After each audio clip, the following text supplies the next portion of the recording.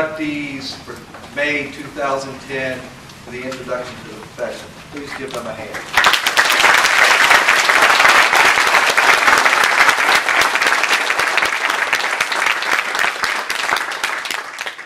Please take your seats.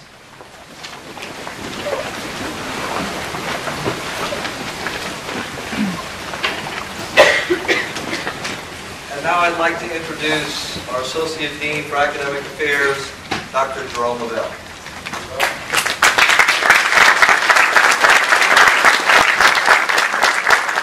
Thank you very, very much.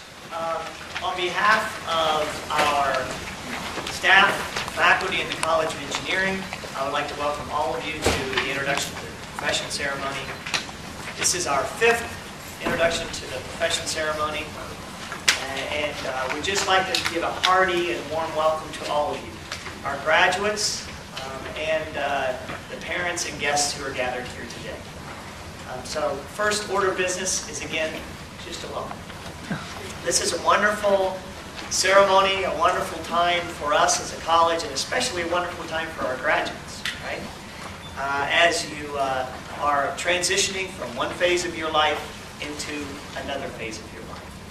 We want to congratulate you on the tremendous accomplishments that you have enjoyed over the last 4 years, 5 or 6 years on campus. You have added so much to this campus, to the classrooms that you've worked in, the halls that you've studied in, the intramural fields that you've played in, the labs that you've been involved with, and the lives that you've touched.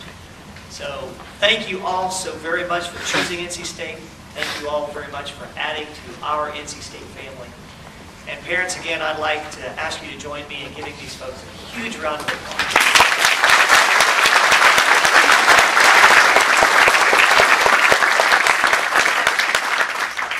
At the same time, I know and understand that you wouldn't be here poised to take the next step in your life had it not been for the tremendous sacrifices and support and encouragement that you've enjoyed in your life, that there were people in your life who planted seeds over the course of your young years, and you took those seeds and listened to those values and those virtues and brought those to bear during your time at NC State.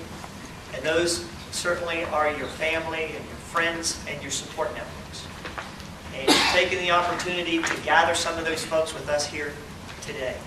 And so I would like to ask our candidates to join me in thanking those supporters who are in the audience today. So let's get started.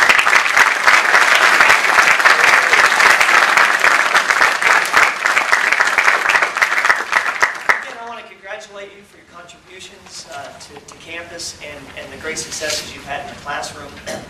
You'll be, over the next day or so, attending other formal graduation ceremonies. And these are wonderful times, absolutely, as you're transitioning into those great things that you have planned for yourself. And again, you're to be congratulated for those. During this ceremony, what we do is take the opportunity to reflect on our lives as engineers and what that means as we go into those next phases of our lives. And particularly emphasizing the values promoted by the Order of the Engineer around things such as professionalism, around things such as thinking of oneself as certainly a professional who's working and making contributions in the work world, but the work that we do and the impact that we can make in our work environment and in our community transcend ourselves, so that we have not only an opportunity, but a responsibility to continue to act in an ethical way, in a way that values character and dignity, and in a way that raises up humanity and society. And so not only are you graduating a great engineering degree and a great future ahead of yourselves, but also you're a young person who's entering our society and our world. You can make great contributions as an engineer. You can also make great contributions as a human being. And that's really what this ceremony is all about, is encouraging and valuing those shared values. And the fact that you're here today and you've chosen to participate says a lot about you. These are things that you've already been doing on campus. So in a lot of ways, the introduction to the profession ceremony, You've already been doing this. You're doing it in high school. You've done it during this time of your life. And this is an encouragement for you to continue to value those same kinds of characteristics. At the same time, we talked about introduction, profession, ceremony. This is an opportunity for us to pause during this phase and to celebrate the accomplishments that you've had, to look forward to those accomplishments that you'll have in the future, and to encourage you to take opportunities when you get that job, when you get the promotion, when you have other kinds of successes in your life, to celebrate those accomplishments. Gather those who have helped you, gather those you want to lift up, gather those you want to celebrate with you, and celebrate those times. So, on behalf of the college, again, I would like to congratulate all of our graduates. I know you're graduating, many of you, with high honors, summa cum laude and magna cum laude. Some of you may be graduating, thank the laude. But the key is, you're a graduate. And that's to be. So on behalf of the college, again, I would like to congratulate all of you. I would like to welcome very heartily and with a warm welcome our guests and parents here today. Congratulations. At this point in time, we're going to continue the ceremony, and I'd like to reintroduce Dr. David Parrish, who is our Interim Assistant Dean of Academic Affairs. Welcome, everyone.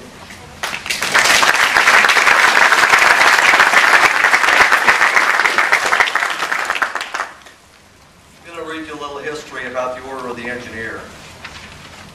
Progression from the academic world to the world of engineering practice is a transition from learning to a reality that requires clear vision and understanding of what engineers have done, must continue to do for humanity and the quality of life everywhere. As engineers, we also owe a debt to our profession. Decades ago, our engineering counterparts in Canada had this same feeling.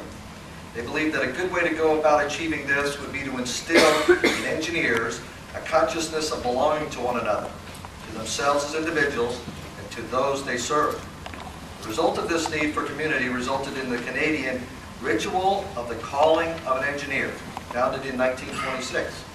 The words of the ritual, written by the British author Rudyard Kipling, had much depth of feeling for engineers, the builders of things intended to benefit mankind. The ritual includes the placing of a wrought iron ring on the little finger of the working hand. In the United States, the Order of the Engineer was initiated to foster that same spirit of pride and responsibility in the engineering profession, to bridge the gap between training and experience, and to present to the public a visible symbol identifying the engineer. Although patterned after the Canadian concept, the Order of the Engineer has differences that are distinctly associated with the United States of America. The first ceremony in this country was held on June 4th, 1970, at Cleveland State University. Since then, the Order of the Engineer has grown to include tens of thousands of members inducted in what's called links, or local chapters, established in nearly every state in the Union. Every year, graduate and registered engineers are invited to join the Order and to accept the obligation of the engineer and wear the stainless steel ring. The Order is not a membership. It's not an organization per se. There are never any meetings to attend or dues to pay.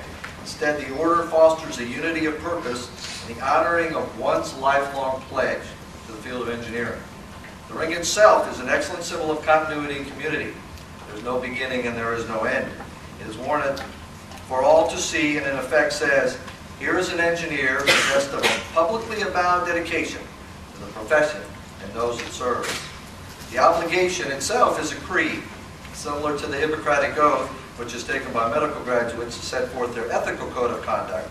This obligation contains parts of the canon of ethics from most of our major engineering societies. The initiates, as they accept it voluntarily, pledge to uphold the standards and dignity of the engineering profession and to serve humanity by making the best use of Earth's precious resources.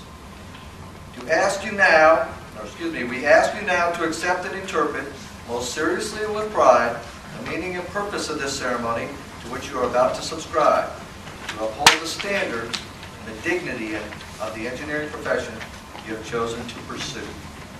That's the history of the Order of the Engineer. We followed after a long tradition, our Canadian counterparts, and what's been done here in the United States.